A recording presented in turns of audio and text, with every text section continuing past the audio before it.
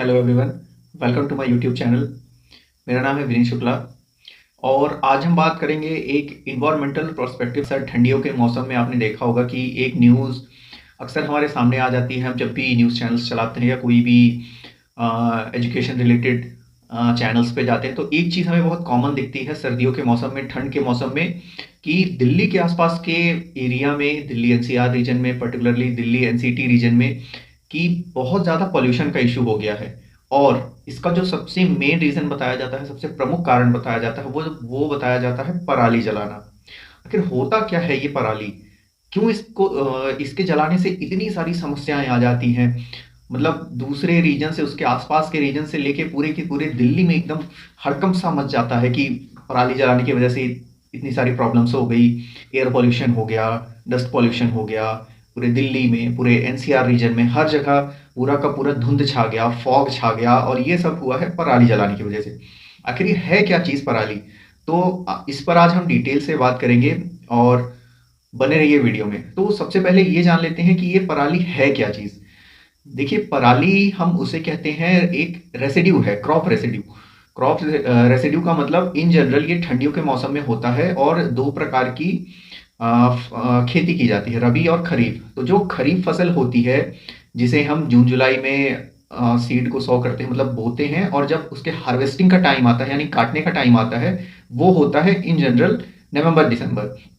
तो नवंबर दिसंबर में जब इस फसल की कटाई की जाती है, बेसिकली पैडी की, राइस की, धान की जब कटाई की जाती है, उसकी लेंथ ले लेते हैं 1 मीटर। तो 1 मीटर जो लंबा पौधा होता है धान का, चावल का या पैडी का, तो उसको जब हम हार्वेस्ट करते हैं, काटते हैं, कटाई की बारी आती है, तो हार्वेस्टर मशीन से काटा जाता है। और हार्वेस्टर मशीन से कटने पे वो 10% कट जाता है और 90% एज इट इज उस खेत में रह जाता है, ऐसा रेसिड्यू, ऐसा वेस्ट प्रोडक्ट, वेस्ट सब्सटेंस वो वहां पे पड़ा रहता है।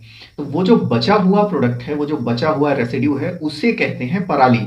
बचा हुआ, ये दोनों ही केस में बचता है, धान की खेती में भी और गेहूं की खेती में भी, यानी रबी क्रॉप में भी ये रेसिड्यू बचता है और खरीफ क्रॉप में भी बचता है। तो इसी को, बचे हुए रेसिड्यू को किसान क्या करते हैं कि जला देते हैं, आग लगा देते हैं। तो आग लगाना सबसे इजीएस्ट सॉल्यूशन माना जाता है। क्यों? क्योंकि राइस की जो हार्वेस्टिंग होती है वो नवंबर दिसंबर मंथ में होती है, और इसी के तुरंत बाद ही खेत को फिर से कल्टीवेट करना पड़ता है, उसकी जुताई करके फिर से वहां गेहूं की फसल बोई जाती है, और वो भी लास्ट नवंबर स्टार्टिंग दिसंबर में बोई जाती है।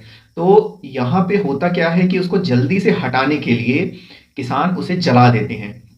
और वही रेसिड्यू जब जलता है तो उससे जो धुआं निकलता है, उससे जो कार्बन पार्टिकल्स निकलते हैं, कार्बन सूट निकलता है, वो उड़ता है और उड़ के जाके दूसरे रीजन्स में पॉल्यूशन फैलाता है। तो इसी को कहते हैं पराली जलाना।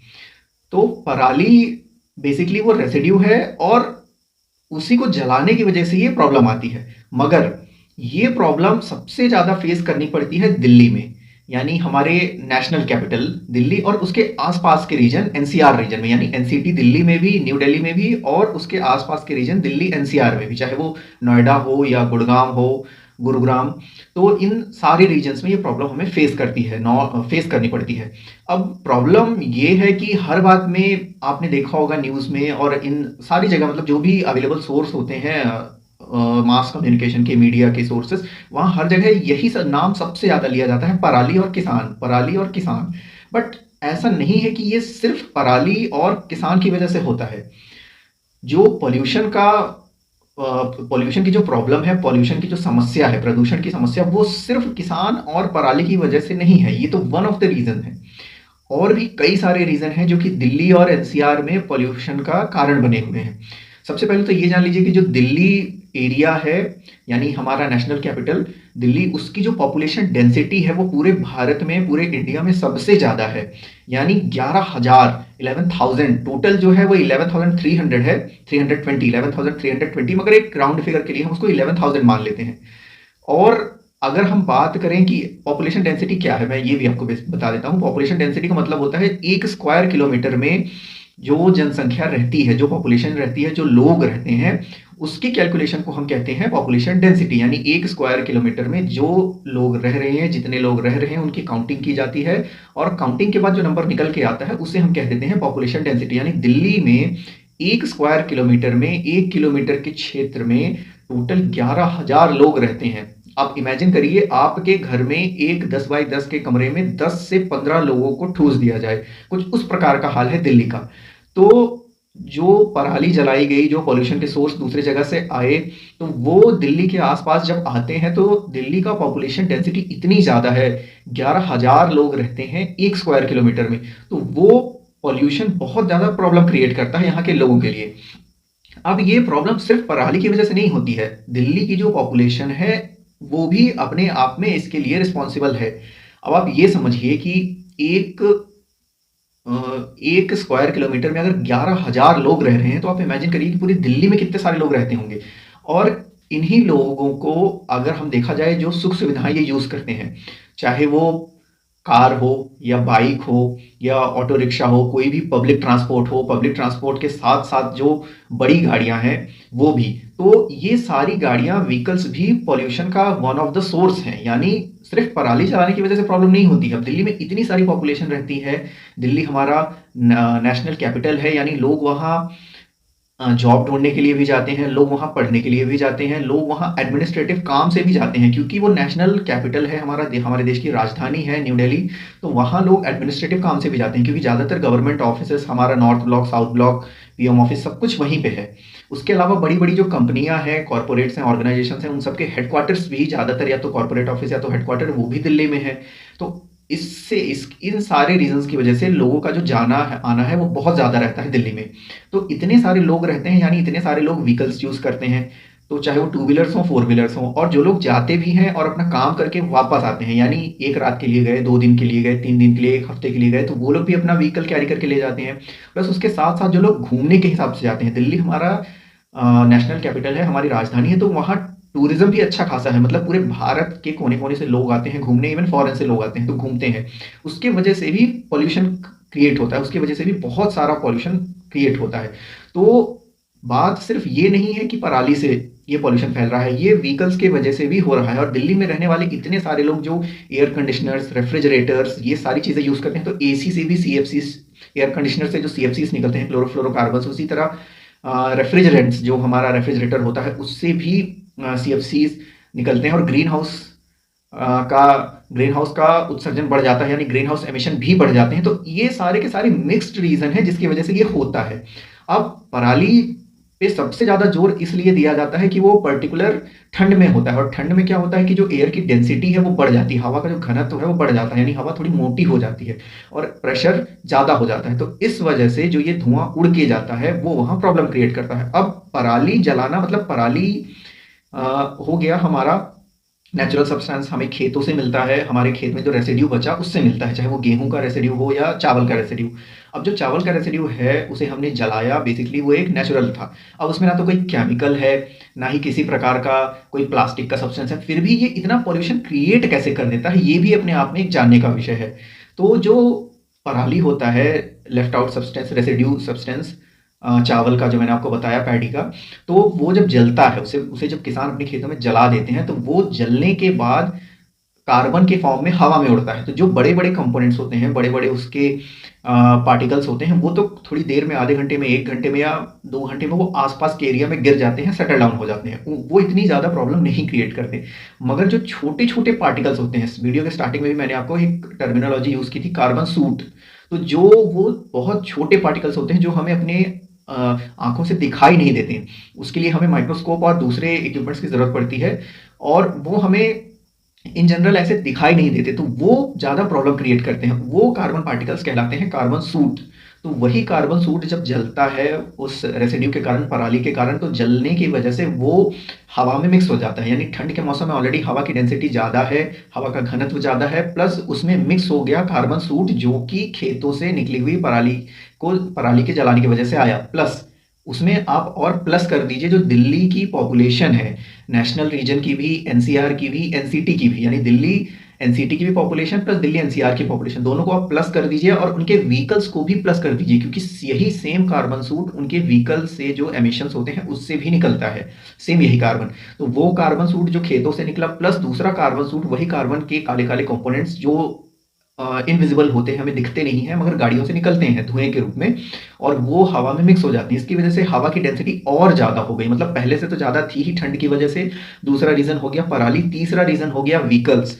व्हीकल्स दिल्ली में बहुत ज़्यादा हैं। अगर दिल्ली में कोई एक फैमिली रह रही है, वो 4 लोग हैं, 4 के चारों कमा रहे हैं, तो चारों के पास आप नोटिस करेंगे कि व्हीकल है। अगर उनके पास 2 कार हैं, तो 4 उनके पास टू व्हीलर्स होंगी। और इसी की वजह से जो एमिशंस हो रहे हैं, जो वहाँ व्हीकल से जो पॉल्यूशन हो रहा है, वो भी एक सब्सटैंशियल अमाउंट में होता है, एक बहुत बड़े अमाउंट में होता है। इसकी वजह से भी बहुत सारा पॉल्यूशन क्रिएट होता है और हवा की डेंसिटी और ज़्यादा बढ़ जाती है। फिर उसमें और प्लस कर दीजिए वहाँ दिल्ली में रहने वाले लोग जो एसी, एयर कंडीशनर्स यूज़ करते हैं। अब दिल्ली में ऑलरेडी मैंने बताया कि डेंसिटी बढ़ गई है हवा की, ठंड की वजह से कार्बन सूट उसमें आ गया, पराली की वजह से, व्हीकल्स की वजह से, और उसमें ऐड कर दीजिए एयर कंडीशनर से निकलने वाले सीएफसीज, क्लोरोफ्लोरोकार्बन्स, एयर कंडीशनर से भी, और रेफ्रिजरेंट्स। हर घर में आपको रेफ्रिजरेटर मिल जाएगा और उससे निकलने वाली जो सीएफसीज हैं, क्लोरोफ्लोरोकार्बन्स, इन सारी चीज़ों को आप प्लस करते जाइए और इक्वल टू में उस तरफ आप देखेंगे कि दिल्ली की जो हवा है, पूरा का पूरा दिल्ली का एरिया, एनसीआर एरिया, दिल्ली का नेशनल कैपिटल रीजन एक गैस चैम्बर में कन्वर्ट हो जाता है। यानी वहाँ अगर आप निकलेंगे, वहाँ आप देखेंगे तो आपको ऐसा लगेगा कि आज फॉगी वेदर है, आज पूरा का पूरा फॉग छाया हुआ है, बट एक्चुअल में वो फॉग नहीं है, वो है यही धुआं, यही कार्बन सूट, यही पराली और यही व्हीकल्स से निकला हुआ धुआं, यही कार्बन, सीएफसी, क्लोरोफ्लोरोकार्बन, यही सारे के सारे पॉल्यूटेंट्स। और ये सारे के सारे पॉल्यूटेंट्स वहाँ छा जाते हैं दिल्ली में आसपास, एक धुंध सा बना लेते हैं, एक फॉग टाइप का बना लेते हैं, और यही सबसे बड़ी प्रॉब्लम क्रिएट करते हैं। मगर जो सबसे हैरान करने वाली बात है, सबसे ज़्यादा नाम आता है पराली का। सिर्फ पराली नहीं है, दूसरे 3-4 रीजंस भी मैंने आपको बताए हैं, तो सिर्फ पराली की वजह से ऐसा नहीं होता है। अब इसका सॉल्यूशन क्या है? इसका सॉल्यूशन, जो फोरमोस्ट सॉल्यूशन ये माना जाता है कि बारिश हो जाए। क्यों? क्योंकि अगर फॉग की तरह ये छाया हुआ है आपके एनवायरनमेंट में, आपकी हवा में, आपके आसपास, आपके सराउंडिंग में, तो अगर बारिश हो जाती है तो ये सारा का सारा जो पॉल्यूशन है, पॉल्यूटेंट्स हैं, ये सेटल डाउन हो जाएंगे। यानी हवा में जो ऑलरेडी नमी है, हवा में डेंसिटी ज़्यादा है, हवा भारी हो चुकी है, तो अगर बारिश होती है तो ये सारे के सारे पॉल्यूटेंट्स जो हैं वो बारिश की बूंदों में चिपक के नीचे ज़मीन में आ जाएंगे। और जैसे ही ये ज़मीन में आएंगे तो हवा एज इट इज़ फिर से क्लीन हो जाएगी, और वहाँ का इन्वायरमेंट, वहाँ के आसपास का एरिया फिर से क्लीन हो जाएगा, और फिर से वहाँ के लोग चैन की सांस ले पाएंगे। तो एक प्राइमरी सॉल्यूशन तो ये हो गया। तो आपने अक्सर देखा होगा कि दिल्ली में एंटी स्मॉग गन यूज़ की जाती हैं, उसमें पानी का फव्वारा बहुत ही पतले रेशियो में, एक ड्रिजल की तरह, एक मिस्ट की तरह छोड़ दिया जाता है मशीन के थ्रू, और वो कोशिश करता है कि इस फॉग को नीचे लाए, सेटल डाउन करे, और लोगों को थोड़ी बहुत प्रॉब्लम से, पर इस परेशानी से थोड़ा बहुत उनको राहत मिले। मगर ये एक टेम्परेरी सॉल्यूशन है। इसके लिए जो परमानेंट सॉल्यूशन है वो एक साइंटिफिक मेथड हमें ढूंढना होगा पराली के लिए। दूसरा, व्हीकल्स में जो पॉल्यूशन निकल रहा है उसके लिए, यानी एमिशन नॉर्म्स। ऑलरेडी हम BS6 में है, भारत स्टेज 6 में एमिशन नॉर्म्स को हम फॉलो कर रहे हैं, उस पर हमें और इम्प्रूवमेंट करने की ज़रूरत है, तो उसे भी और सुधार करना पड़ेगा। और तीसरी चीज़ जो हम पब्लिक ट्रांसपोर्ट पॉलिसी है, यानी पब्लिक ट्रांसपोर्ट को अगर यूज़ करने के लिए हम दिल्ली के लोगों को, या हर जगह के लोगों को, सिर्फ दिल्ली के ही क्यों, पूरे इंडिया में ही पॉल्यूशन है, तो अगर हम लोगों के माइंडसेट में ऐसा कुछ बना देते हैं कि आप पब्लिक ट्रांसपोर्ट यूज़ कीजिए, ज़्यादा से ज़्यादा प्राइवेट व्हीकल कम यूज़ करिए, तो ये भी एक अल्टरनेटिव बन सकता है। क्यों? क्योंकि जो दिल्ली मेट्रो है उसको जो इलेक्ट्रिसिटी सप्लाई की जाती है, तो उसमें से एक मेजर चंक आता है मध्य प्रदेश के रीवा से। मध्य प्रदेश के रीवा में एक 750 मेगावाट का बहुत बड़ा सोलर पावर प्लांट बनाया गया है, और उस सोलर पावर प्लांट से clean and green energy supply की जाती है दिल्ली मेट्रो को। यानी दिल्ली मेट्रो इतना ज़्यादा पॉल्यूशन नहीं फैलाती है।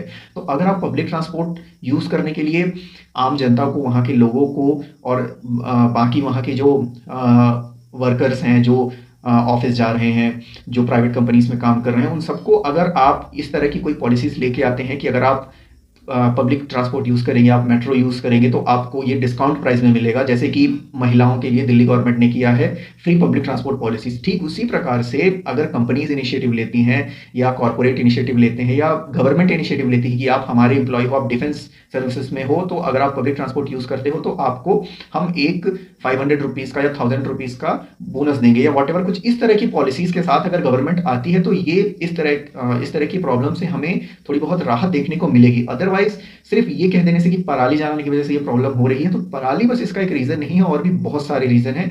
और लॉन्ग टर्म सस्टेनेबल डेवलपमेंट की तरफ अगर हम बात करें, सस्टेनेबल डेवलपमेंट के कुछ रीजंस ढूंढे, ऐसे रीजंस जिससे ये परमानेंटली सॉल्व हो सके, ये प्रॉब्लम परमानेंटली सॉल्व हो सके, तो हमें फार्मर्स के लिए भी कोई अल्टरनेटिव ढूंढ के देना होगा। क्यों? क्योंकि वो जो रेसिड्यू लेफ्ट आउट रह जाता है, उसको जब किसान वहां से हटाएगा अपने खेतों से, तभी वो वहां दूसरी फसल बो पाएंगे। और उसको अगर हम ये कहें कि किसान खुद से ये करे, तो वो पॉसिबल नहीं है, क्योंकि बहुत महंगी मशीनरी आती है जो उसको कट करेगी, उस पराली को वहां से कट करेगी और हटाएगी, और किसानों के लिए ये काफी महंगा है। यानी सीबीए करें अगर, कॉस्ट बेनिफिट एनालिसिस की किसान ये खुद से करे, तो ये थोड़ा सा महंगा पड़ जाएगा। यानी ऑलरेडी किसान मौसम की मार झेलता है, महंगाई की मार झेलता है, उसके साथ साथ जो इलेक्ट्रिसिटी कभी कभी ब्रेकडाउन हो जाता है या शॉर्ट सर्किट हो गया, उसकी वजह से फसल जल जाती है। यानी ऑलरेडी किसान बहुत कुछ झेल रहा है, उसमें से भी हम उसे ये कहते हैं कि दिल्ली में बहुत पॉल्यूशन फैल रहा है, इस वजह से तुम खेती करना ही बंद कर दो या पराली ही मत जलाओ। क्योंकि अगर वो नहीं करेगा, अगर वो उस रेसिड्यू को वहां से नहीं हटाएगा, तो गेहूं की बुवाई नहीं हो पाएगी। यानी खरीफ क्रॉप के बाद रबी क्रॉप की क्रॉपिंग नहीं हो पाएगी। इसलिए वो जल्दीबाजी में जल्दी जल्दी हटाने के चक्कर में ऐसा उन्हें करना पड़ता है, और दूसरा अल्टरनेटिव भी नहीं है उनके पास। क्यों? क्योंकि अगर वो खुद से मशीनरी लगाते हैं, खुद से उस रेसिड्यू को हटाते हैं, तो उनको खुद को भी बहुत महंगा पड़ता है। 1 एकड़ में अगर हम हार्वेस्टिंग करते हैं, यानी खेतों की कटाई करते हैं, तो ऑलमोस्ट 1500 से 2000 रुपए लग जाते हैं। ठीक इसी प्रकार से उस पराली को हटाने में भी लगेगा। तो ये इस पे गवर्नमेंट को भी ध्यान देना चाहिए, और हमारे साइंटिस्ट को भी इस पे कोई सोल्यूशन लेके आना चाहिए।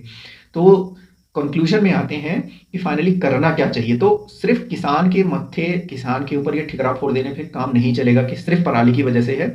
हमें एक अवेयरनेस फैलानी होगी, गवर्नमेंट को इनिशिएटिव लेना होगा कि आप पब्लिक ट्रांसपोर्ट यूज कीजिए, और एमिशन नॉर्म्स को हम बहुत ही स्ट्रिक्टली फॉलो करना होगा हमें भी, और गवर्नमेंट को भी ये स्ट्रिक्टली अप्लाई करना होगा कि ऐसे फ्यूल्स जो बहुत ज़्यादा प्रॉब्लम क्रिएट करते हैं, बहुत ज़्यादा कार्बन सूट जिनसे निकलता है, बहुत ज़्यादा पॉल्यूशन फैलाते हैं, उन्हें वो बैन कर दें या कम कर दें उनका यूज़।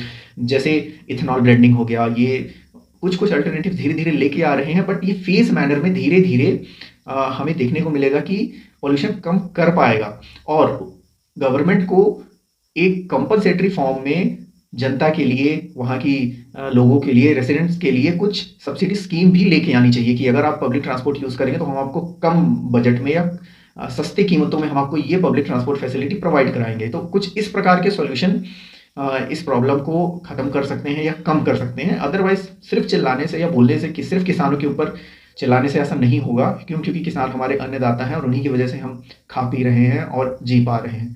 तो ये वीडियो आपको कैसा लगा कमेंट करके बताइएगा। आपको दूसरे टॉपिक्स में जो वीडियो चाहिए होंगे आप बताइएगा, मैं उस पर बनाने की कोशिश करूंगा। ये videos education point of view से भी इंपॉर्टेंट है, चाहे आप यूपीएससी की प्रिपरेशन कर रहे हो, चाहे एमपीपीएससी की। एमपीपीएससी में भी अगर यूनिट 3 में आप जाएंगे, मेंस यूनिट 3 में जो जनरल साइंस वाला पार्ट है, इन्वायरमेंट इकोलॉजी वाला पार्ट है, वहाँ से भी ये चैप्टर इंपॉर्टेंट हो जाता है। पेपर 3, सॉरी मेंस का पेपर 3, मेंस के पेपर 3 में ये इंपॉर्टेंट हो जाता है। ज्योग्राफी का जो डिजास्टर मैनेजमेंट वाला पार्ट आता है, उसमें ये इंपॉर्टेंट हो जाता है। तो इससे रिलेटेड आपको जो भी वीडियो चाहिए होंगे आप बताइएगा, मैं बनाने की कोशिश करूंगा। बाकी चैनल को सब्सक्राइब कीजिए, वीडियो को लाइक कीजिए और बने रहिए मेरे साथ। Thank you. जय हिंद, जय भारत।